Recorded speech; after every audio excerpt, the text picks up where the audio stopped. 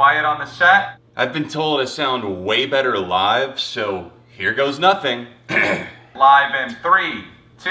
Hey neighbor, welcome back to 7 on Sunday. Time to break out your concert dictionary because this week we're studying bands who sound even better live in concert than they do in the studio.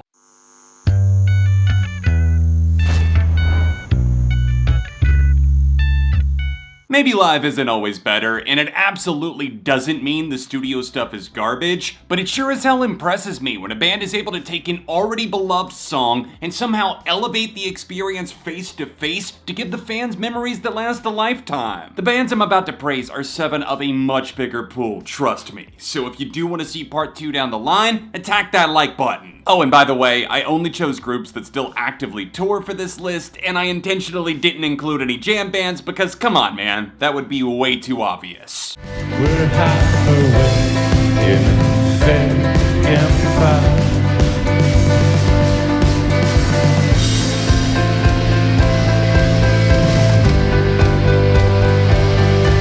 The National are most definitely one of those bands that I'm pretty indifferent to when it comes to a large chunk of their studio discography, but after discovering how insanely synchronized, riveting, and downright transcendent they are in concert, I think I went from a casual fan to a full-blown air conditioner. Matt Berninger's unwavering vocal cuts through the air like an unsinkable ship in a storm. He's backed by the 2 sets of brothers that round out the Nationals' core lineup, along with a trio of live players that bring the brass section to life and send these songs to the stratosphere. What I failed to recognize for years is the poignancy of Matt's writing. The live performance captures the jubilation of him shouting in the face of sadness, and given how music is this life-affirming force for so many of us, I love that the fans are always treated to an incredible show full of melancholic triumph.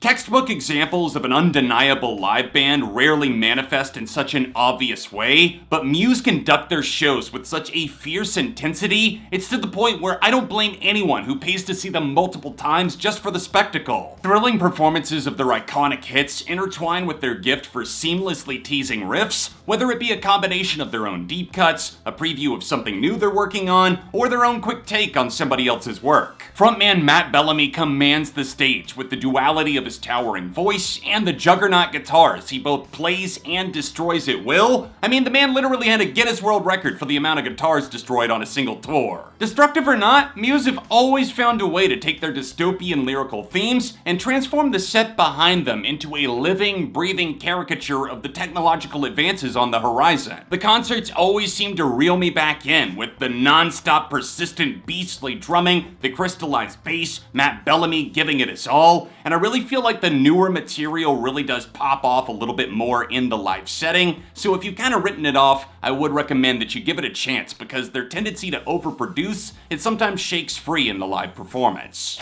Now we're at the part of the video where you're thinking to yourself, damn, I really need to see some of these bands live. So lucky for you, today's video is sponsored by SeatGeek. Concerts are back, and thanks to promo code ARTV, they're $20 cheaper. If you've somehow never heard of SeatGeek, they're a ticketing app that simplifies the process of buying tickets. I've had the app on my phone for years, and it's hands down the easiest way to buy. Most of the bands on the list today have tickets available on SeatGeek, and if you decide you want to go to a show, a sports game, a festival, just pull up the app and look for the colored dots to know if you're getting a good deal. Green means good, red means bad. Pop in code ARTV for $20 off your tickets. That's $20 off your first purchase with code ARTV. Click the link in the description or the pinned comment to download the app, and thanks again to SeatGeek for sponsoring. I can never tell what's real anymore.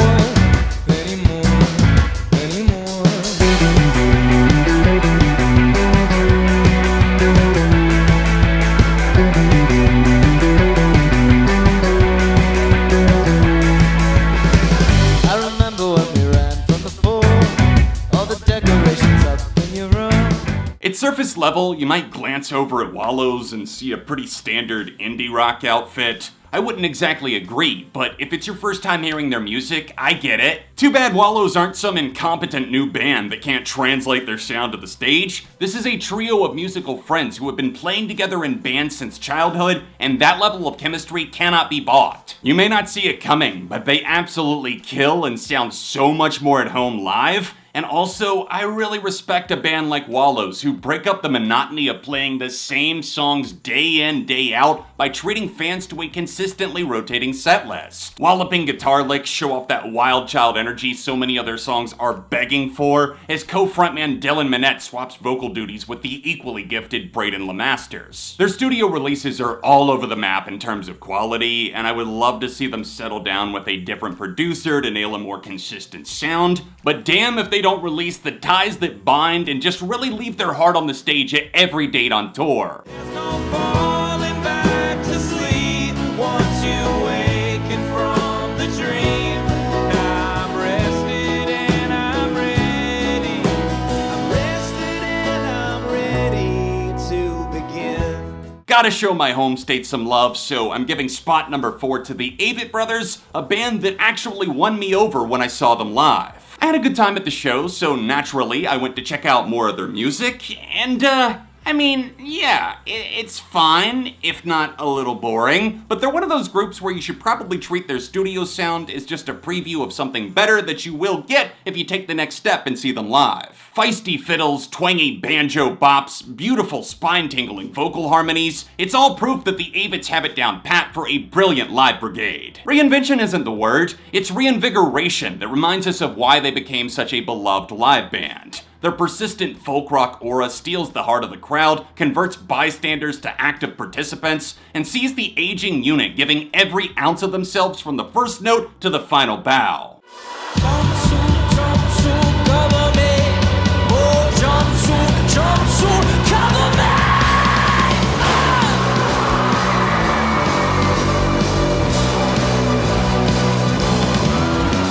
One of the big reasons behind this pick is technology. So many old heads think it's impossible to be a good live band if they so much as suspect auto-tune. Backing track? Playing to a click? You obviously suck and aren't a real musician like back in my day. I don't care what you've heard. None of that is objectively true, and 21 Pilots are living proof of how a little can go a very long way. This duo doesn't pull punches or take the easy way out, despite some assistance from computers. Their growth and versatility as musicians can be traced all the way back to their first TV performances, as well as career-defining moments, from the live collab sessions with Mute Math, the entirety of the Trench Tour, which absolutely blew my mind when I caught it live in the pit, and their more recent live stream experience, plus the stunning MTV Unplugged. T.O.P. remains a favorite of mine, and I still do love listening to their albums for the most part. This just happens to be one of those amazing situations where your love for the studio stuff gets multiplied by seeing how they do it live, whether as a duo or with some of the other touring players that have been added over time.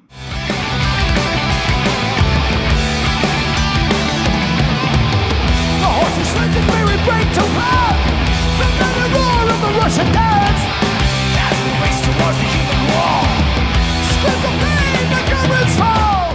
I'm thinking maybe it's a positive sign when you see an artist with more than a dozen well-received live albums. Iron Maiden are that band, and they have been since 1975, making the United Kingdom proud by remaining a brutal anchor in metal music for more than 6 decades. They came to prominence in the early 1980s, and as many of you know, I'm a really picky eater when it comes to the 80s at large, even more so for heavy music. But color me surprised, the live performances totally won me over as someone who really hadn't spent that much time with Iron Maiden. Melodic but vengeful, chaotic but connected enough to breathe new life into old classics, Iron Maiden are one of the best examples out there for what aging like a fine wine should look like. Bruce Dickinson may be in his 60s, but his defiant voice still rings out with the agility of someone much, much younger. To have belted it out at more concerts than I can even fathom shows how well preserved his pipes are, and with the helping hands of his bandmates, from legendary founding bassist Steve Harris to pounding timekeeper Nico McBrain, you can see why they deserve a seat at the table among the best and most consistent live bands ever.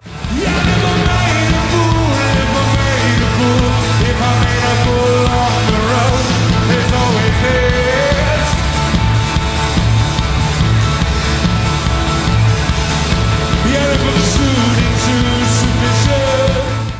lucky enough to get really close to the stage at an LCD Soundsystem show, you might notice that the band name is not a lie, as they pack that area up there with so much equipment. It's almost amazing how all of the band's many members navigate the stage so gracefully every time without fail and without falling. From the self-titled all the way to American Dream, LCD treats their fans to blistering, life-affirming highs ripe with visceral emotion each time they perform. Striking keyboards fire like alarms into the night as frontman James Murphy holds his signature microphone close to his chest, rarely unleashing a wayward note and never failing to make the song he's singing feel like the single most important thing you could be experiencing in that moment. A melting pot of electronic dance punk soars with a group of talented guitarists who blissfully extend these songs with free-flowing instrumental breaks, giving the crowd another reason to lose their minds and rededicate themselves to the music they've loved for years. LCD Soundsystem invents a fresh plane of existence each time they release an album, so it's only fitting that the connecting concerts be the cherry on top. They leave no stone unturned. What you see is only a fraction of what they give, and what they're giving is the gift of like-minded showstoppers hell-bent on making sure you dance yourself clean. Thanks for tuning in to another episode of 7 on Sunday. Who are your favorite live bands? Drop a comment and let me know, and while you're at it, maybe hit that like button and subscribe. Shout out once again to SeatGeek for sponsoring this video. Use my code ARTV to pick up some great tickets using the top link below, and check out some recent episodes of SOS on screen now.